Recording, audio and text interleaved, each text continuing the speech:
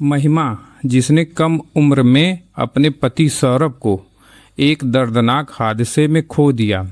सौरभ की मौत के बाद महिमा के सामने दो ही रास्ते थे, या तो वो अपनी मॉडलिंग के सुनहरे सपनों के पीछे भागती या फिर सौरभ के बूढ़े बीमार माता पिता और उसकी डूबती हुई लकड़ी की कंपनी को संभालती।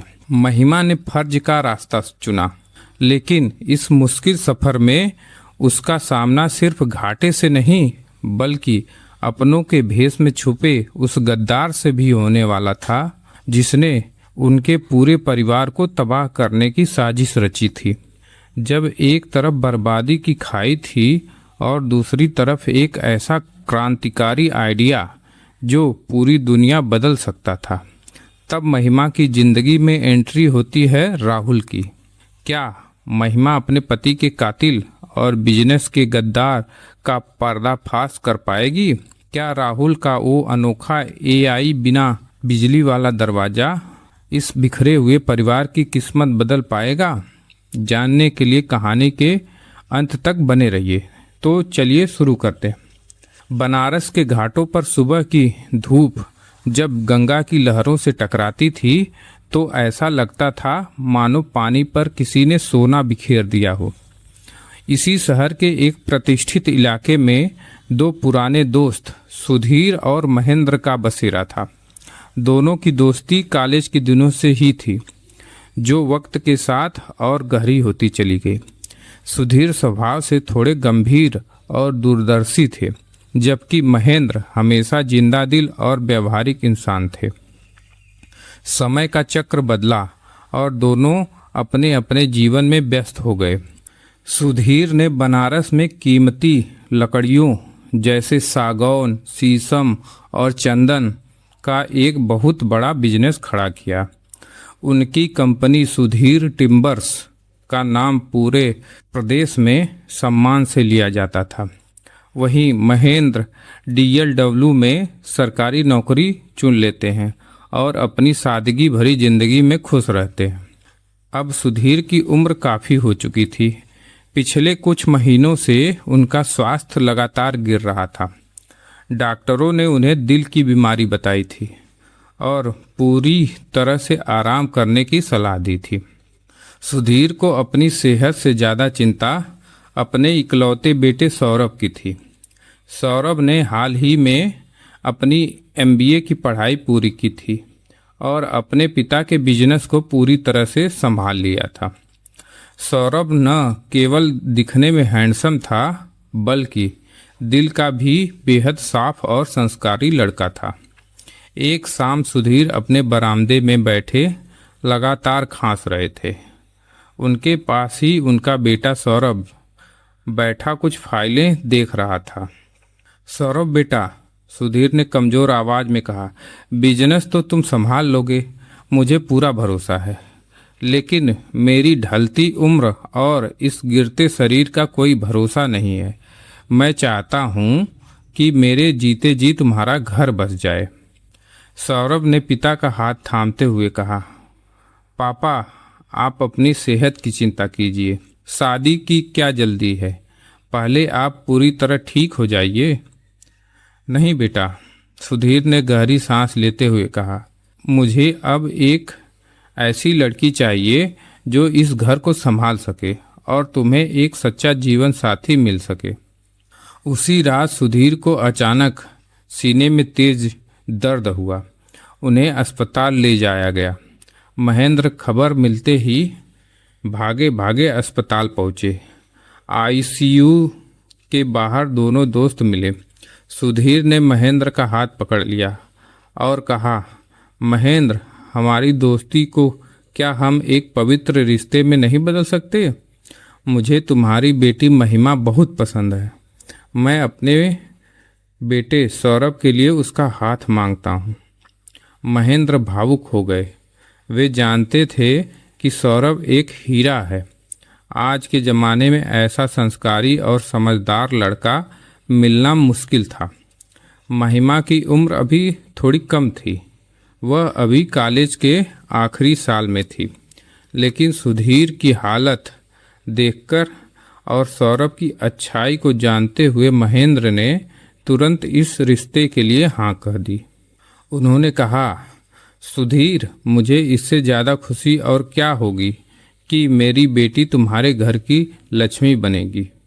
जब महिमा को इस बात का पता चला तो वह एक अजीब कशमकश में पड़ गई। महिमा बेहद खूबसूरत, लंबी और चुलबुली लड़की थी। बचपन से ही उसका एक सपना था, मॉडलिंग की दुनिया में अपना नाम कमाना। उसने कॉलेज में कई रैंप वॉक जीते थे। उसे डर था कि शादी के बाद उसके ससुराल वाले रूढ़िवादी हो सकते हैं और शायद उसे मॉडलिंग करने की इजाज़त न दें। उसने अपनी माँ से कहा, मम्मी, मैं अभी शादी नहीं करना चाहती, मुझे अपने सपनों को पूरा करना है। अगर शादी के बाद उन्होंने मुझे रोक दिया तो? महेंद्र ने महिमा को समझाया, बेटी, सौरभ बहुत ही खुले विचारों का लड़का है, तू एक बार उससे बात तो कर। शादी से पहले एक रेस्टोरेंट में सौरभ और महिमा की मुलाकात करवाई गई।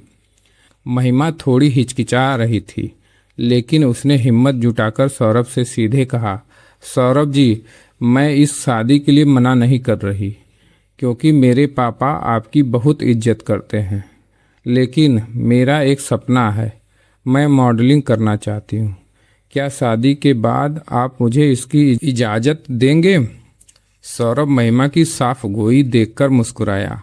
उसने महिमा की आंखों में देखा और कहा, महिमा, शादी का मतलब किसी के सपनों को पिंजरे में कैद करना नहीं होता है।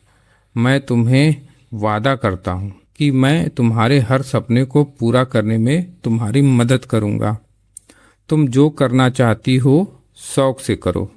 सुधीर टिम्बर्स का मालिक अपनी पत्नी का सबसे बड़ा फैन बनेगा। सौरभ की इस बात ने महिमा का दिल जीत लिया। उसे लगा कि उसे सिर्फ एक पति नहीं बल्कि एक सच्चा दोस्त मिल गया है। कुछ ही दिनों में दोनों की शादी बड़े धूमधाम से संपन्न हुई। महिमा विदा होकर सुधीर के घर आ गई। शुरुआत के कुछ महीने किसी खूबसूरत सपने जैसे थे। सौरभ वाकई बहुत सपोर्टिव था। वह महिमा के पोर्टफोलियो के लिए अच्छे फोटोग्राफर्स का इंतजाम करता और हर कदम पर उसका हौसला बढ़ाता। सुधीर अपनी बहू को घर में देखकर बहुत खुश थे। महिमा भी अपने ससुर और सास की सेवा में कोई कसर नहीं छोड़ती थी। वह सुबह उठकर सुधीर जी की दवाइयों का ध्यान रखती थी, फिर अपने मॉडलिंग के असाइनमेंट के लिए जाती थी। सब कुछ बिल्कुल परफेक्ट चल रहा था। सौरभ का लकड़ियों का बिजनेस बहुत तेजी से फैल रहा था। उनकी कंपनी सुधीर टिम्बर्स को अंतर्राष्ट्रीय स्तर पर भी कुछ ऑर्डर्स मिलने शुरू हो गए थे। इस पूरे बिजनेस में सौरभ का सबसे बड़ा मददगार था उसका मैनेजर सतीश। सतीश सिर्फ एक मैनेजर नहीं था, बल्कि वह सौरभ का कॉलेज का दोस्त भी था। जब सौरभ ने कॉलेज खत्म करके पिता के बिजनेस को पूरी तरह अपने हाथ में लिया था, तब से सतीश साये की तरह उसके साथ रहता था। सतीश को बिजनेस की हर छोटी बड़ी बात पता थी। वह सुधीर जी का भी बहुत वफादार बन गया था। घर का कोई भी फंक्शन हो, सतीश हमेशा आगे बढ़कर काम संभालता था। सौरभ भाई, सतीश ने एक दिन ऑफिस में कहा, इस बार जो मलेशियन शीशम की डील होने वाली है, अगर वो फाइनल हो गई तो हमारी कंपनी का टर्नओवर दुगना हो जाएगा। सौरभ ने सतीश के कंधे पर हाथ रखा। सतीश, तुम सिर्फ मेरे मैनेजर नहीं हो, मेरे भाई हो। अगर ये डील हुई तो कंपनी का एक हिस्सा तुम्हारे नाम का होगा। सतीश ने मुस्कुराकर सिर झुका लिया, लेकिन उसकी आंखों में एक अजीब सी चमक थी जिसे सौरभ भांप नहीं पाया। एक शाम बनारस में तेज बारिश हो रही थी। सौरभ को शहर से करीब 50 किलोमीटर दूर एक बड़ी लकड़ी की फैक्ट्री का मुआयना करने जाना था। सतीश ने उससे कहा था, सौरभ भाई, वहाँ कुछ लेबर का इश्यू चल रहा है। आपका जाना जरूरी है। मैं भी साथ चलता, लेकिन मुझे यहाँ क्लाइंट्स की मीटिंग संभालनी है। सौरभ ने कहा, कोई बात नहीं सतीश, मैं अकेले ही हो आता हूँ। जाने से पहले सौरभ ने महिमा को फ़ोन किया। महिमा, मैं फैक्ट्री जा रहा हूँ, थोड़ा लेट हो जाऊँगा। तुम पापा की दवाइयाँ टाइम पर दे देना। और हाँ, आज तुम्हारा जो मॉडलिंग का रिजल्ट आने वाला था उसका क्या हुआ? महिमा ने चहकते हुए कहा, सौरभ, मेरा सिलेक्शन मिस यूपी के ऑडिशन के अगले राउंड के लिए हो गया है। वाह, मुझे पता था मेरी पत्नी कमाल करेगी। मैं रात को आकर सेलिब्रेट करूँगा। आई लव यू, सौरभ ने खुश होते हुए कहा। आई लव यू टू, संभल कर जाना, महिमा ने कहा। लेकिन उसे क्या पता था कि यह सौरभ की आखिरी आवाज़ थी जो उसने सुनी थी। रात के करीब 11 बजे जब सौरभ अपनी एसयूवी कार से नेशनल हाईवे पर लौट रहा था, अचानक एक मोड़ पर सामने से आ रहे एक अनियंत्रित ट्रक ने उसकी कार को सीधी टक्कर मार दी। टक्कर इतनी जोरदार थी कि कार के परछक्के उड़ गए और वह सड़क से नीचे खाई में जा गिरी। ट्रक ड्राइवर टक्कर मारते हुए वहां से ट्रक लेकर फरार हो गया। जब पुलिस ने सौरभ का फ़ोन बरामद किया और घर पर सूचना दी तो सुधीर के घर में कोहराम मच गया। महिमा बदहवास हालत में अस्पताल पहुंची, जहां डॉक्टरों ने सौरभ को ब्रॉड डेड अस्पताल लाने से पहले ही मृत घोषित कर दिया। यह खबर सुनते ही सुधीर जी को दिल का दौरा पड़ गया और वो आईसीयू में भर्ती हो गए। महिमा पर तो जैसे दुखों का पहाड़ टूट पड़ा। उसकी मांग का सिंदूर उजड़ चुका था। जिस पति ने कुछ घंटे पहले उसकी कामयाबी पर खुश होकर आई लव यू कहा था, वह अब सफ़ेद कफन में लिपटा हुआ था। महिमा का रो रो कर बुरा हाल था। महेंद्र और उनकी पत्नी अपनी बेटी की यह हालत देखकर तड़प उठे। सौरभ के अंतिम संस्कार के बाद सुधीर जी अस्पताल से घर तो आ गए, लेकिन वे पूरी तरह से टूट चुके थे। उनका शरीर लकवाग्रस्त जैसा हो गया था और वे चलने फिरने में असमर्थ थे। सौरभ की माँ दिन रात रोती रहती थी। पूरे घर में मातम छाया हुआ था। अब महिमा के सामने एक बहुत बड़ा सवाल था। एक तरफ उसका टूट चुका परिवार था, बीमार सास ससुर थे, और दूसरी तरफ उसका मॉडलिंग का सपना। महिमा ने एक पल के लिए अपनी आंखों को बंद किया, सौरभ के उस मुस्कुराते चेहरे को याद किया और एक बड़ा फैसला लिया। उसने अपने सारे मॉडलिंग कॉन्ट्रैक्ट्स रद्द कर दिए। उसने तय किया कि वह अब अपने सौरभ के माता पिता की सेवा करेगी और उनके खून पसीने से खड़े किए गए बिजनेस को संभालेगी।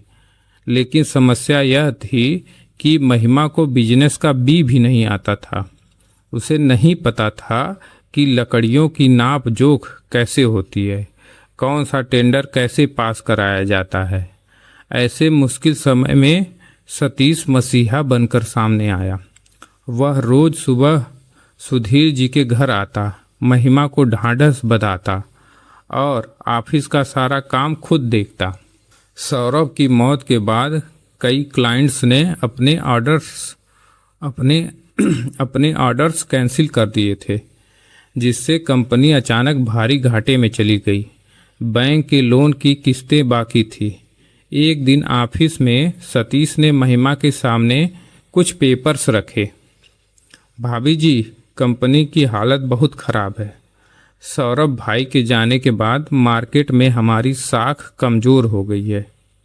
इस महीने हमारे पास स्टाफ को सैलरी देने के भी पैसे नहीं बचे हैं। महिमा परेशान हो गई। सतीश जी, अब क्या होगा? अगर स्टाफ चला गया तो कंपनी बंद हो जाएगी। पापा यह सदमा बर्दाश्त नहीं कर पाएंगे। सतीश ने बहुत ही सहानुभूति दिखाते हुए कहा, भाभी जी, आप चिंता मत कीजिए। सौरभ मेरा भाई था, जब तक कंपनी इस संकट से बाहर नहीं निकल जाती मैं बिना सैलरी के काम करूँगा। मुझे पैसों की ज़रूरत नहीं है अभी, मुझे अपने भाई का सपना बचाना है। जब यह बात सुधीर जी और महेंद्र को पता चली तो सबकी आंखों में आंसू आ गए। महेंद्र ने कहा, आज के कलयुग में सतीश जैसा वफादार और नेक दिल इंसान मिलना भगवान के मिलने जैसा है। सौरभ ने वाकई एक सच्चा दोस्त कमाया था। महिमा भी सतीश पर अंधा विश्वास करने लगी। वह हर फैसले से पहले सतीश की राय लेती, लेकिन सतीश की इस निस्वार्थ सेवा के पीछे एक बहुत ही गहरी और खौफनाक साजिश छिपी थी, जिससे महिमा पूरी तरह अनजान थी। दरअसल कंपनी का घाटा कोई इत्तेफाक नहीं था, बल्कि सतीश जानबूझकर ऑर्डर्स को अपनी गुप्त सह कंपनियों की तरफ डाइवर्ट कर रहा था, ताकि सुधीर टिम्बर्स पूरी तरह कंगाल हो जाए और वह इसे कौड़ियों के दाम खरीद सके। दिन बीतते गए, लेकिन कंपनी की हालत सुधरने का नाम ही नहीं ले रही थी। महिमा खुद को साबित करने के लिए दिन रात मेहनत कर रही थी। वह बिजनेस की बारीकियां सीख रही थी, लेकिन अनुभव की कमी के कारण हर कोशिश नाकाम हो रही थी। इसी बीच दिल्ली के प्रगति मैदान में एक बहुत बड़ा international antique wooden furniture and interior expo आयोजित किया गया। सतीश ने महिमा को सुझाव दिया, भाभी जी, आपको इस एक्सपो में जाना चाहिए। वहाँ दुनिया भर के बड़े बड़े बिजनेसमैन और इनोवेटर्स आते हैं। शायद वहाँ हमें कोई नया क्लाइंट्स या कोई ऐसा आइडिया मिल जाए जो हमारी कंपनी को घाटे से उबार सके। महिमा ने सतीश की बात मान ली और दिल्ली आ गई। एक्सपो बहुत बड़ा था। चारों तरफ एक से बढ़कर एक आलीशान फर्नीचर, नक्काशीदार दरवाजे और मॉडर्न होम डेकोर की चीज़ें सजी हुई थी। महिमा हर स्टॉल पर जा रही थी, लेकिन उसे कुछ ऐसा नहीं मिल रहा था जो उसकी कंपनी की डूबती नैया को पार लगा सके। घूमते घूमते वह एक्सपो के एक सुदूर कोने में बने स्टार्टअप जोन की तरफ निकल गई। वहाँ बहुत ज़्यादा भीड़ नहीं थी। अचानक उसकी नज़र एक स्टॉल पर पड़ी, जहाँ एक नौजवान लड़का बड़े ही जोश के साथ कुछ लोगों को एक दरवाजे का मॉडल दिखा रहा था। उस लड़के के चेहरे पर एक गजब का आत्मविश्वास और आंखों में एक चमक थी।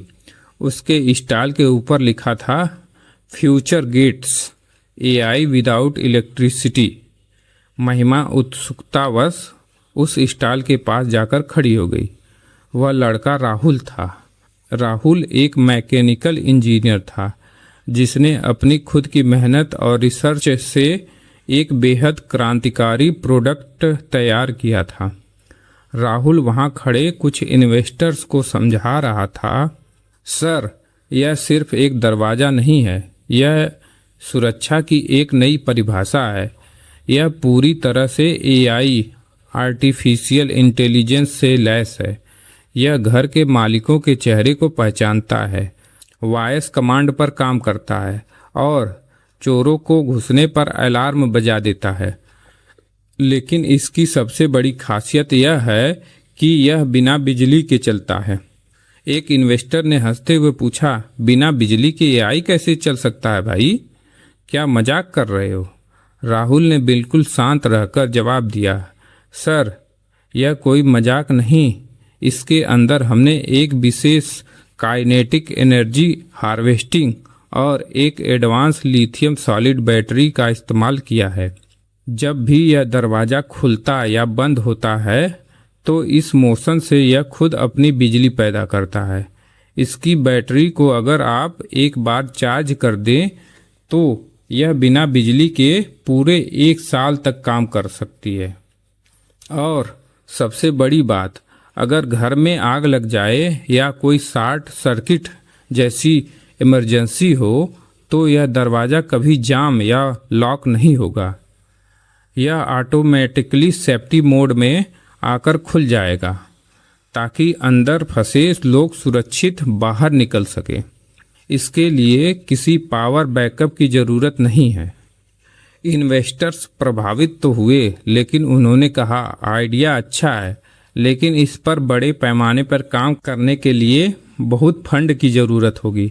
अभी मार्केट इसके लिए तैयार नहीं है। यह कहकर वे वहाँ से चले गए। राहुल का चेहरा थोड़ा उतर गया। वह इस एक्सपो में अपने इसी बिजनेस आइडिया के लिए फंड जुटाने आया था।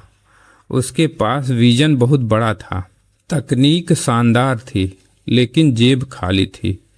उसके पास इतने पैसे नहीं थे कि वह अपने इस बेहतरीन आइडिया का बड़े पैमाने पर प्रोडक्शन कर सके और इसे लोगों तक पहुंचा सके। दोपहर में लंच ब्रेक हुआ। महिमा एक्सपो के फूड कोर्ट में बैठी कॉफ़ी पी रही थी।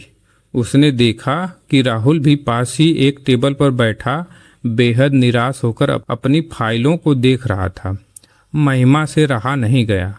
वह अपनी कॉफ़ी का कप उठाकर राहुल के टेबल के पास गई।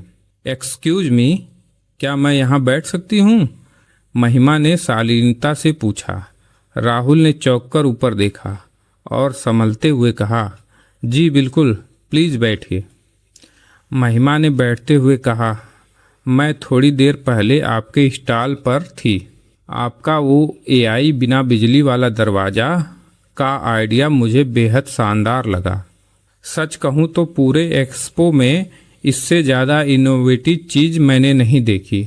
राहुल के चेहरे पर थोड़ी मुस्कान आई।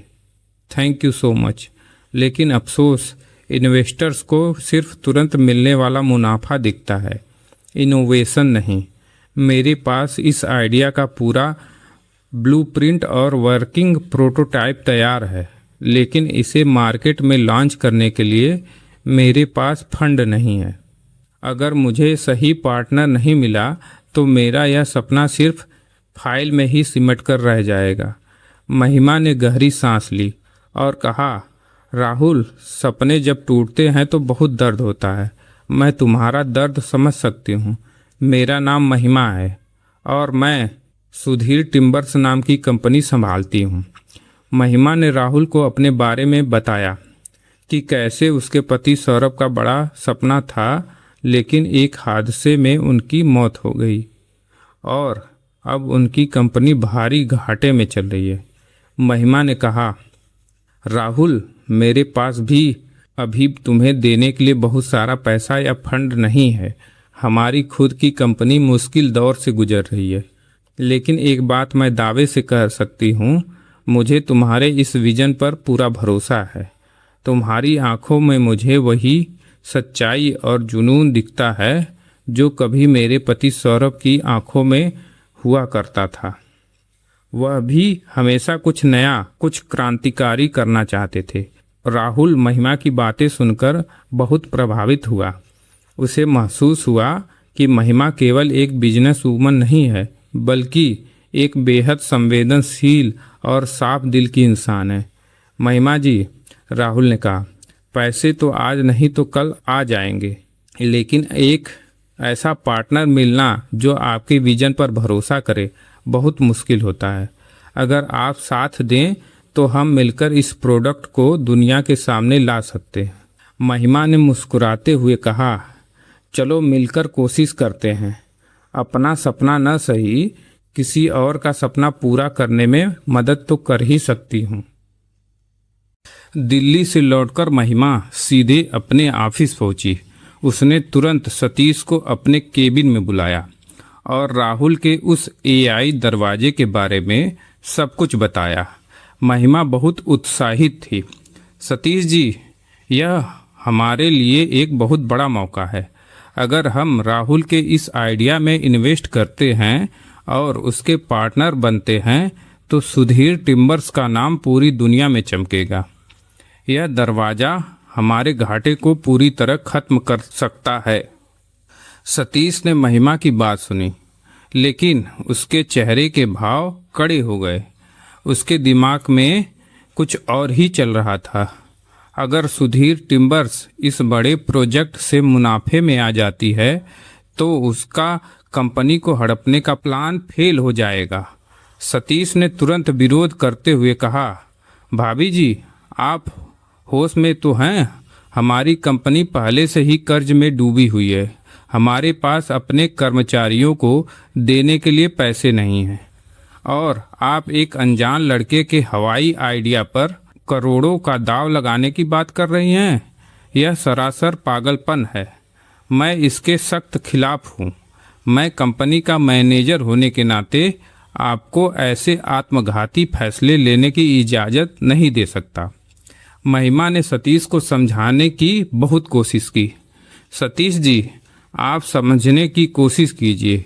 बिजनेस में कभी कभी बड़ा रिस्क लेना पड़ता है। मुझे उस लड़के के विजन पर पूरा भरोसा है। लेकिन सतीश अड़ा रहा। नहीं भाभी जी, मैं इन्वेस्टमेंट के लिए कभी हामी नहीं भरूंगा। महिमा को सतीश का यह अड़ियल रवैया थोड़ा अजीब लगा। जो सतीश हमेशा उसकी हर बात मानता था, वह आज इतना आक्रामक क्यों हो रहा था? महिमा ने अपनी आवाज़ में थोड़ा कड़ापन लाते हुए कहा, सतीश जी, मैं आपकी चिंता समझती हूँ, लेकिन भूलिए मत, इस कंपनी की ओनर मैं हूँ। सौरभ के बाद यह फैसला लेने का हक मेरा ही है। मैंने तय कर लिया है कि हम राहुल के साथ डील करेंगे तो करेंगे। सतीश ने जब देखा कि महिमा पीछे हटने वाली नहीं है तो उसने अपना पैतरा बदल दिया। उसने सोचा कि अगर वह ज़्यादा विरोध करेगा तो महिमा को उस पर शक हो सकता है। उसने नकली मुस्कान लाते हुए कहा, ठीक है भाभी जी, अगर आपको उस पर इतना ही भरोसा है तो मैं आपके फैसले का सम्मान करता हूँ। आखिर मैं तो सिर्फ एक सेवक ही हूँ। महिमा ने राहुल को बनारस बुला लिया। दोनों के बीच एक ऑफिशियल पार्टनरशिप डीड साइन हुई। राहुल को सुधीर टिम्बर्स का चीफ टेक्निकल ऑफिसर CTO बनाया गया। लेकिन अब सबसे बड़ी चुनौती थी फंड का इंतजाम करना। महिमा ने हार नहीं माना। उसने अपनी कंपनी के कुछ बचे हुए फिक्स डिपॉजिट्स तोड़े। इसके अलावा सौरभ के समय की कुछ मित्र कंपनियां थीं जो सौरभ की बहुत इज्जत करती थी। महिमा खुद उन कंपनियों के मालिकों से मिली, उन्हें राहुल का प्रोजेक्ट दिखाया और अपनी व्यक्तिगत गारंटी पर उनसे राहुल के आइडिया में इन्वेस्ट करने के लिए लोन और फंड जुटाए। राहुल और महिमा दिन रात एक करके काम करने लगे। राहुल ने फैक्ट्री के एक हिस्से में अपनी लैब बनाई और दरवाजे के फाइनल कमर्शियल मॉडल को तैयार करने में जुट गया। दोनों ने मिलकर इस अनोखे दरवाजे के पेटेंट के लिए भी ऑनलाइन और ऑफलाइन सारे पेपर्स तैयार करके लॉ फर्म के जरिए अप्लाई कर दिया। उन्होंने तय किया कि आने वाले 3 महीने के बाद यानी 15 अक्टूबर को वे एक भव्य इवेंट में इस प्रोजेक्ट को मार्केट में लॉन्च करेंगे। लॉन्च की तारीख नज़दीक आ रही थी। राहुल और महिमा की मेहनत रंग ला रही थी। प्रोडक्ट का फाइनल प्रोडक्शन वर्जन तैयार हो चुका था। महिमा ने मीडिया और बड़े बड़े डिस्ट्रीब्यूटर्स को इनविटेशन कार्ड भेज दिए थे। चारों तरफ एक सकारात्मक माहौल था। महिमा को लग रहा था कि अब उसके परिवार के अच्छे दिन आने वाले हैं, लेकिन किस्मत को कुछ और ही मंजूर था। लॉन्चिंग डेट से ठीक 10 दिन पहले यानी 5 अक्टूबर को सुबह जब महिमा ने अखबार खोला और टीवी ऑन किया तो उसके पैरों तले जमीन खिसक गई। टीवी पर एक बड़ी न्यूज़ फ्लैश हो रही थी। इंटीरियर इंडस्ट्री में महा धमाका। नेक्सस वुड्स लिमिटेड ने लॉन्च किया दुनिया का पहला बिना बिजली से चलने वाला AI दरवाज़ा। महिमा ने बदहवास होकर राहुल को फ़ोन किया। राहुल भी टीवी के सामने स्तब्ध खड़ा था। स्क्रीन पर नेक्सस वुड्स का मालिक, जो कि सुधीर टिम्बर का सबसे बड़ा प्रतिद्वंदी था, बड़े गर्व से उसी दरवाजे का लाइव डेमोन्स्ट्रेशन दे रहा था। वह हूबहू वही दरवाज़ा था, वही फीचर्स, वही काइनेटिक एनर्जी तकनीकी, वही 1 साल का बैटरी बैकअप और वही फायर सेफ्टी इमरजेंसी मोड। यहाँ तक कि दरवाजे का डिजाइन और एआई का इंटरफेस भी बिल्कुल सेम टू सेम था। राहुल तुरंत महिमा के ऑफिस पहुंचा। वह गुस्से और हताश से कांप रहा था। उसने मेज पर हाथ मारते हुए कहा, यह कैसे हो सकता है महिमा? यह डिजाइन, यह कोड, यह पूरी तकनीक सिर्फ मेरे दिमाग में थी और मेरे लैपटॉप में थी। यह चोरी कैसे हो गई?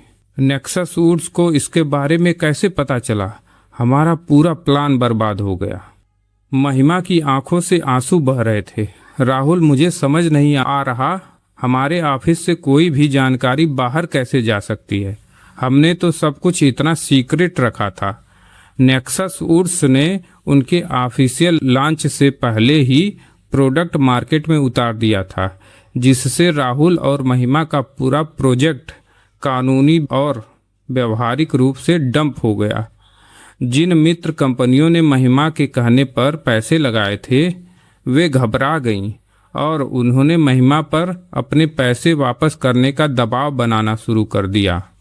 महिमा और राहुल एकदम टूट से गए। उन्हें समझ ही नहीं आ रहा था कि वे अब क्या करें। उनकी महीनों की मेहनत, करोड़ों का इन्वेस्टमेंट और सुधीर टिम्बर्स की बची खुची साख, सब कुछ एक पल में स्वाहा हो चुका था। इस गहरे संकट के बीच महिमा की कंपनी को संभालने वाली law firm Sharma and associates के सीनियर वकील मिस्टर शर्मा ने उन्हें अपने केबिन में बुलाया। महिमा बेटा और राहुल, मुझे पता है कि स्थिति बहुत खराब है, मिस्टर शर्मा ने कहा, लेकिन हम ऐसे हार नहीं मान सकते।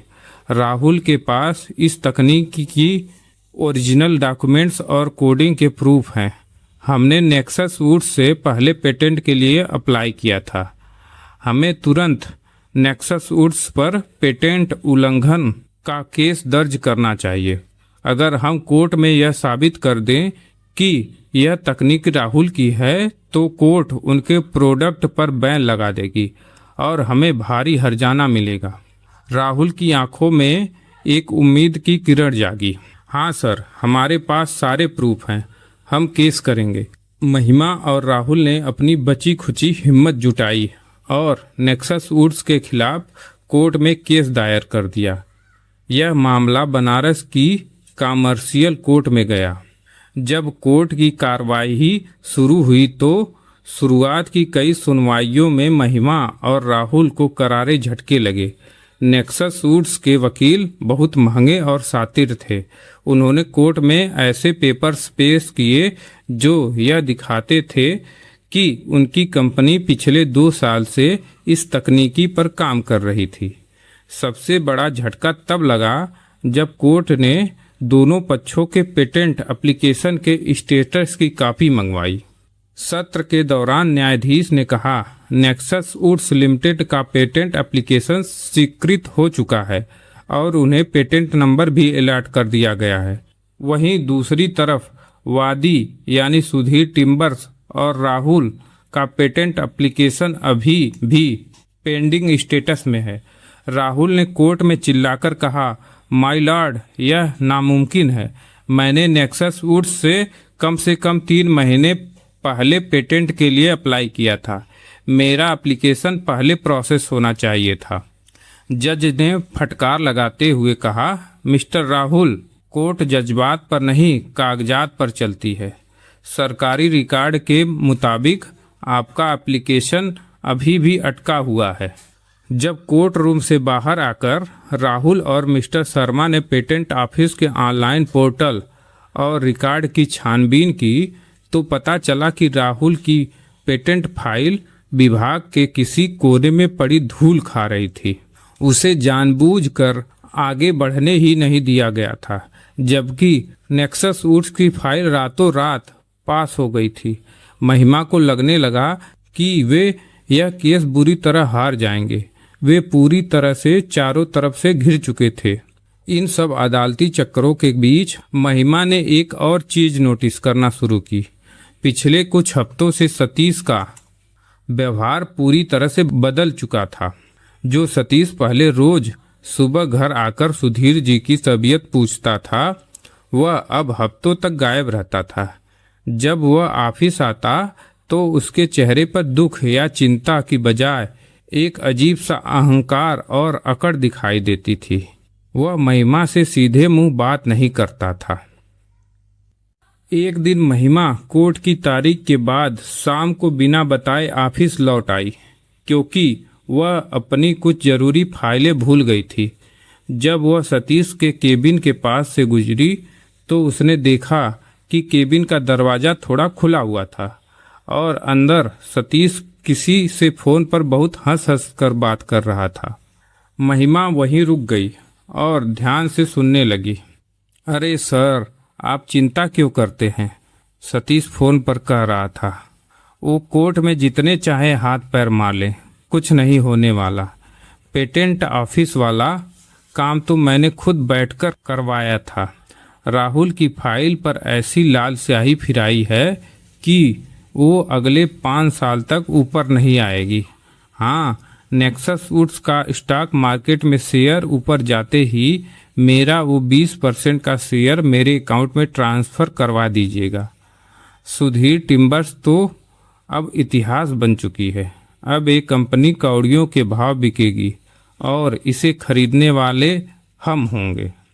यह सुनकर महिमा के पैरों तले जमीन खिसक गई। उसके जिस्म में एक सिहरन दौड़ गई। सतीश, वो सतीश जिसे उसका पूरा परिवार मसीहा समझता था, जिसके लिए उसके ससुर रोए थे, वह इतना बड़ा आस्तीन का सांप निकला। उसी ने उनके पेटेंट की जानकारी नेक्सस वुड्स को बेची थी। महिमा ने तुरंत खुद पर काबू पाया। वह चुपचाप वहां से निकल गई और उसने सीधे राहुल को फोन करके एक सुनसान कैफे में बुलाया। जब महिमा ने राहुल को सतीश की सारी बातें बताई तो राहुल गुस्से से लाल हो गया। मैंने कहा था ना महिमा, हमारी कंपनी में ही कोई गद्दार है। यह सतीश शुरू से ही बहुत मीठा बनता था। मैं अभी जाकर साले की हड्डी पसली तोड़ता हूँ और सच उगलवाता हूँ। नहीं राहुल, रुको। महिमा ने राहुल का हाथ पकड़कर रोका। गुस्से से काम खराब हो जाएगा। हमारे पास उसकी बातचीत का कोई रिकॉर्डिंग नहीं है। कोर्ट में हमारी बात कोई नहीं मानेगा। हमें सबूत चाहिए। अगर हम सतीश को सीधे पकड़ेंगे तो वह मुकर जाएगा और सतर्क हो जाएगा। लेकिन राहुल का खून उबल रहा था। अगले दिन सुबह जब सतीश ऑफिस आया तो राहुल उसके केबिन में घुस गया और दरवाजा अंदर से बंद कर लिया। सतीश, राहुल ने गुर्राते हुए कहा, नेक्सस वुड्स से तुम्हें कितना पैसा मिला है हमारा आइडिया बेचने के लिए? और पेटेंट ऑफिस में तुमने क्या तिकड़म लगाई है? सब सच सच बताओ। सतीश पहले तो थोड़ा चौंका, लेकिन फिर उसने अपने चेहरे पर एक कुटिल मुस्कान लाई। उसने अपने कुर्सी पर पीछे की ओर झुकते हुए बड़े ही घमंड से कहा, ओहो, तो छोटे वैज्ञानिक को पता चल ही गया। हाँ राहुल, मैंने ही वो आइडिया नेक्सस वुड्स को दिया था। और सुनो, तुम मेरा कुछ नहीं बिगाड़ सकते। तुम्हारे पास क्या सबूत है? कुछ भी नहीं। सतीश खड़ा हुआ और राहुल के करीब आकर फुसफुसाया, मैं सिर्फ तुम्हारा आइडिया नहीं खाया, मैं इस पूरी सुधीर टिम्बर्स को खा जाऊंगा। महिमा, तुम और तुम्हारी यह 2 कौड़ी की कंपनी बहुत जल्द सड़क पर आ जाओगे। मैं तुम सबको बर्बाद कर दूंगा। जो करना है कर लो। राहुल ने सतीश की धमकी के बारे में महिमा को बताया। अब वह समझ चुके थे कि सतीश के खिलाफ कोई बड़ा और ठोस सबूत ढूंढना ही होगा। महिमा ने कहा, सतीश का एक बहुत ही पक्का दोस्त अविनाश है। अविनाश पहले हमारी कंपनी में ही अकाउंटेंट था, लेकिन सतीश ने कुछ महीने पहले उसे किसी बात पर निकाल दिया था। मुझे लगता है कि अविनाश को सतीश के काले कारनामों के बारे में जरूर कुछ न कुछ पता होगा। हमें उससे मिलना चाहिए। राहुल और महिमा ने अविनाश का पता निकाला। वह बनारस के बाहरी इलाके में एक छोटे से मकान में रह रहा था। जब वे अविनाश के घर पहुंचे तो अविनाश उन्हें देखकर घबरा गया। आप लोग यहाँ क्यों आए हैं? मुझे सतीश और सुधीर टिम्बर से कोई लेना देना नहीं है। अविनाश ने दरवाजा बंद करने की कोशिश की। महिमा ने आगे बढ़कर अविनाश के हाथ जोड़े और रोते हुए कहा, अविनाश भैया प्लीज हमारी मदद कीजिए। सतीश ने हमारे पूरे परिवार को तबाह कर दिया है। सौरभ चले गए, पापा बिस्तर पे हैं, कंपनी डूब रही है। अगर आपने सच नहीं बताया तो हम सब मर जाएंगे। मुझे पता है कि सतीश ने आपके साथ भी धोखा किया है। सतीश का नाम सुनकर अविनाश की आंखों में भी गुस्सा उतर आया। उसने एक ठंडी सांस ली और उन्हें अंदर बुलाया। महिमा जी, अविनाश ने बैठते हुए कहा, सतीश कोई इंसान नहीं, वो एक साक्षात शैतान है। आप लोग जिसे सिर्फ पेटेंट चोरी का गुनाहगार समझ रहे हैं, असल में उसकी साजिशें बहुत पुरानी और बेहद खौफनाक हैं। अविनाश ने जो खुलासा किया उसने महिमा और राहुल के होश उड़ा दिए। महिमा जी, सौरभ भाई की मौत कोई एक्सीडेंट नहीं थी। अविनाश ने थरथराती आवाज में कहा। क्या? महिमा चिल्ला पड़ी। हाँ, अविनाश से कहा, उस रात सतीश ने ही जानबूझकर सौरभ भाई को फैक्ट्री जाने के लिए कहा था और उस हाईवे के मोड़ पर जिस ट्रक ने सौरभ भाई की कार को टक्कर मारी थी, उस ट्रक ड्राइवर को 5 लाख रुपए की सुपारी सतीश ने ही दी थी। सतीश को पता था कि जब तक सौरभ जिंदा है वह सुधीर टिम्बर्स पर कब्जा नहीं कर सकता। सौरभ भाई की मौत के बाद उसने जानबूझकर कंपनी के अकाउंट्स में हेरफेर की, ऑर्डर्स को कैंसिल करवाया और कंपनी को घाटे में दिखाया ताकि आप लोग पूरी तरह उसके मोहताज हो जाएं। अविनाश ने आगे बताया।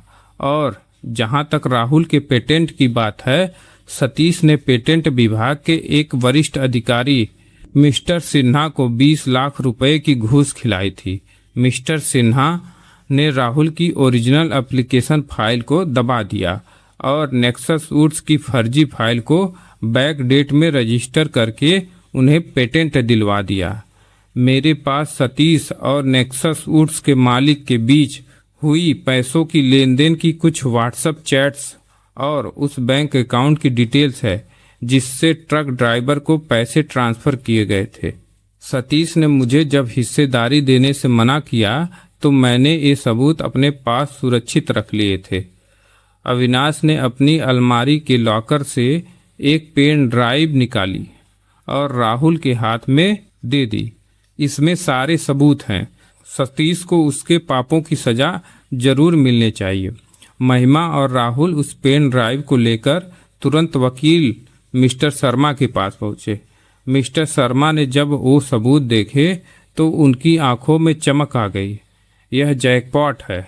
अब सतीश और नेक्सस वुड्स का बचना नामुमकिन है। मैं कोर्ट से एक इमरजेंसी हियरिंग की अपील करता हूं। अगले ही दिन कोर्ट में विशेष सुनवाई बुलाई गई। सतीश और नेक्सस वुड्स के मालिक अपने वकीलों के साथ बहुत ही बेफिक्र होकर आए थे। उन्हें लग रहा था कि आज केस का आखिरी दिन है और वे जीत जाएंगे। कार्रवाई शुरू होते ही मिस्टर शर्मा खड़े हुए। माय लॉर्ड, इस केस में एक बहुत बड़ा मोड़ आया है। हमारे पास कुछ ऐसे नए सबूत हैं जो यह साबित करते हैं कि यह मामला सिर्फ पेटेंट उल्लंघन का नहीं है बल्कि एक बहुत बड़ी कारपोरेट साजिश, भ्रष्टाचार और हत्या का मामला है। कोर्ट रूम में सन्नाटा छा गया। सतीश के चेहरे का रंग उड़ गया। मिस्टर शर्मा ने कोर्ट के प्रोजेक्टर पर सारे सबूत दिखाना शुरू किए। सबसे पहले उन्होंने सतीश और पेटेंट अधिकारी मिस्टर सिन्हा के बीच कॉल रिकॉर्डिंग्स और पैसों के लेन देन के स्क्रीनशॉट दिखाए। इसमें साफ दिख रहा था कि कैसे 20 लाख रुपए देकर राहुल की फाइल को दबाया गया था। इसके बाद मिस्टर शर्मा ने वो सबसे बड़ा बम फोड़ा जिसने सबको झकझोर दिया। उन्होंने कोर्ट में उस ट्रक ड्राइवर का कबूलनामा पेश किया जिसे पुलिस ने अविनाश के दिए सुरागों के आधार पर पिछली रात ही गिरफ्तार कर लिया था। ड्राइवर ने साफ साफ कहा कि सतीश ने उसे सौरभ की कार को उड़ाने के लिए 5 लाख रुपए दिए थे। जज ने बेहद गंभीर होते हुए कहा, यह अदालत इन सबूतों को देखकर स्तब्ध है। कोर्ट ने तुरंत फैसला सुनाया, राहुल और सुधीर टिम्बर्स के पेटेंट को तुरंत वैध घोषित किया जाए और नेक्सस वुड्स के पेटेंट को तत्काल प्रभाव से रद्द किया जाए। नेक्सस वुड्स कंपनी पर 50 करोड़ रुपए का भारी जुर्माना लगाया जाता है, जो हर्जाने के रूप में सुधीर टिम्बर्स को दिया जाएगा। साथ ही नेक्सस वुड्स का बिजनेस लाइसेंस हमेशा के लिए रद्द किया जाता है। सतीश, पेटेंट अधिकारी मिस्टर सिन्हा और नेक्सस वुड्स के मालिक को भ्रष्टाचार, धोखाधड़ी और सतीश को सौरभ की हत्या की साजिश रचने के जुर्म में तुरंत गिरफ्तार किया जाए और उन पर मर्डर का मुकदमा फास्ट ट्रैक कोर्ट में चलाया जाए। फैसला सुनते ही पुलिस ने कोर्ट रूम के अंदर ही सतीश को हथकड़ियां पहना दी। सतीश ने रोते हुए महिमा की तरफ देखा, लेकिन महिमा की आंखों में अब उसके लिए सिर्फ नफरत थी। महिमा और राहुल की आंखों से आंसू बह रहे थे, लेकिन ये आंसू जीत और न्याय के थे। सौरभ की आत्मा को आज जाकर शांति मिली थी। इस बड़ी जीत के बाद सुधीर टिम्बर्स की किस्मत पूरी तरह से बदल गई। कोर्ट से मिले 50 करोड़ रुपए के हर्जाने से महिमा ने कंपनी के सारे कर्ज चुका दिए।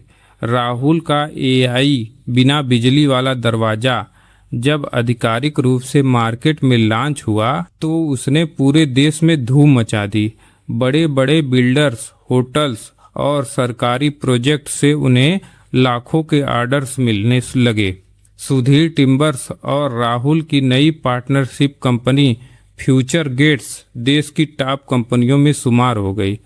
महिमा ने अब कंपनी को पूरी तरह से प्रोफेशनल तरीके से संभालना शुरू कर दिया था।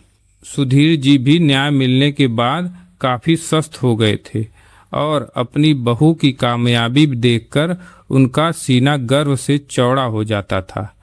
कंपनी के सफल होने के बाद राहुल ने महिमा को फिर से उसके पुराने सपने की याद दिलाई।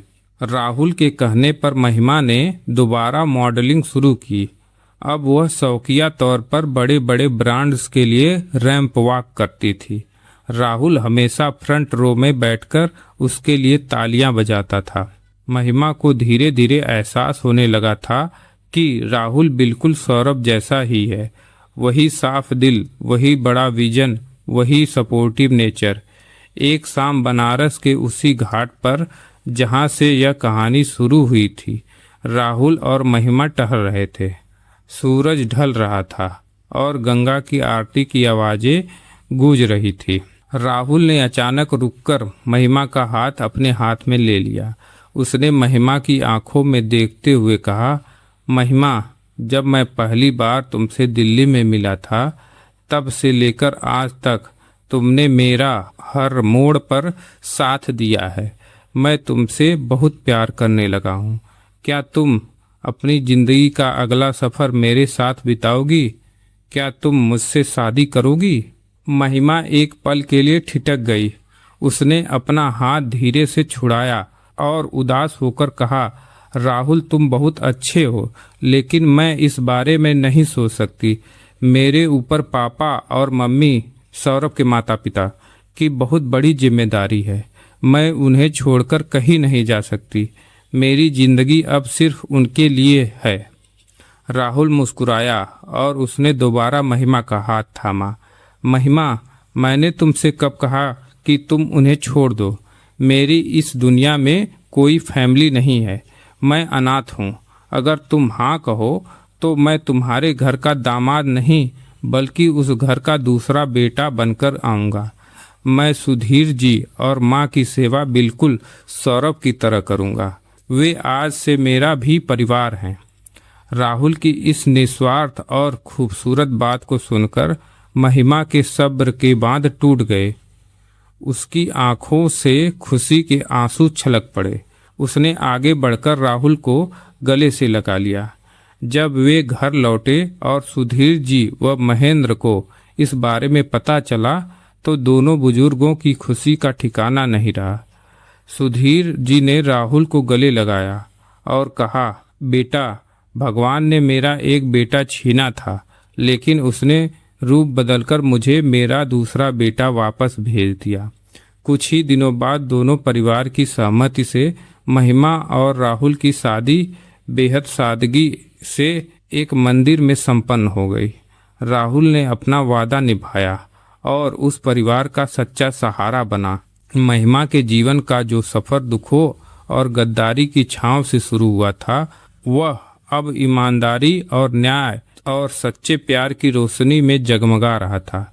तो दोस्तों, कैसी लगी आपको यह महिमा और राहुल और सौरभ के न्याय की यह दिल छू लेने वाली कहानी? इस कहानी से हमें सीख मिलती है कि जिंदगी के सफ़र में चाहे कितने भी उतार चढ़ाव आए, चाहे अपने ही क्यों न गद्दार बन जाएं, लेकिन अगर आप सच्चाई और ईमानदारी के रास्ते पर टिके रहते हैं तो जीत हमेशा आपकी ही होती है। अगर आपको यह कहानी पसंद आई हो और इससे आपको कोई अच्छी सीख मिली हो तो इस वीडियो को लाइक करें, अपने दोस्तों के साथ शेयर करें और हमारे YouTube चैनल सफ़र से सीख को सब्सक्राइब करना बिल्कुल न भूलें।